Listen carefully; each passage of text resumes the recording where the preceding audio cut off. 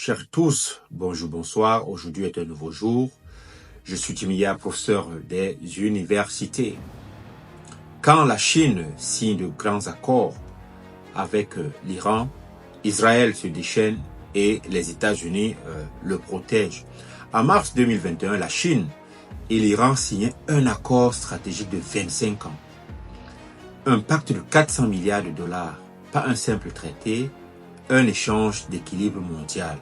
Beijing se promettait d'investir 280 milliards de dollars dans le pétrole et le gaz iranien, 120 milliards dans les infrastructures. En échange, l'Iran lui donnerait du pétrole à prix cassé et surtout un pied dans le sanctuaire géopolitique des États-Unis qui est le Moyen-Orient. 3 ans plus tard, les bombes tombent. Le 13 juin 2025, comme vous le savez, Israël déclenche l'opération Rising Lion. 200 avions de combat, plus de 330 frappes coordonnées, des centrifuges anéantis, des bases militaires détruites. Et l'Iran va répliquer. L'Iran réplique, pas par des communiqués, mais par 400 missiles et drones tirés vers Tel Aviv, Haïfa et Ashdod. Des dizaines de morts, des centaines de blessés, une guerre ouverte, un face-à-face que l'on croyait impensable. Mais comment en est-on arrivé là?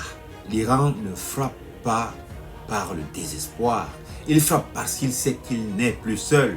Il frappe parce qu'il a de sérieux accords avec la deuxième puissance du monde. L'accord sino-iranien a été plus qu'un contrat. C'est un acte de souveraineté contre l'ordre occidental. Grâce à Beijing, Téhéran a modernisé ses réseaux, ses ports, ses missiles, ses drones. Grâce à Beijing, il a résisté aux sanctions. Grâce à Beijing, il s'est préparé. Et face à cela, Israël n'a pas attendu le retour de Donald Trump à la Maison-Blanche avec ses appels à la reddition inconditionnelle de l'Iran à libérer les chiens de guerre. Ce que les diplomates ne pouvaient plus freiner, les F-35 l'ont tenté. Mais cette fois, la donne a changé. Le Moyen-Orient n'est plus sous tutelle américaine. La Chine est là, distraite, stratégique, mais là. Et si aujourd'hui Israël frappe, c'est aussi parce qu'il sait que demain, ce sera plus possible. Donc, l'accord de 2021 n'a pas déclenché la guerre, il l'a rendu inévitable. Nous sommes entrés dans une ère de guerre multipolaire. L'Iran n'est plus un État à genoux, c'est un pilier de l'axe Pékin, Téhéran, Moscou. Et la guerre qu'il mène aujourd'hui contre Israël n'est plus celle d'un État isolé. C'est le premier choc géopolitique direct d'un ordre mondial en mutation. La Chine protège, l'Iran résiste. Israël frappe, les États-Unis jouent au sous-marin, mais sont présents.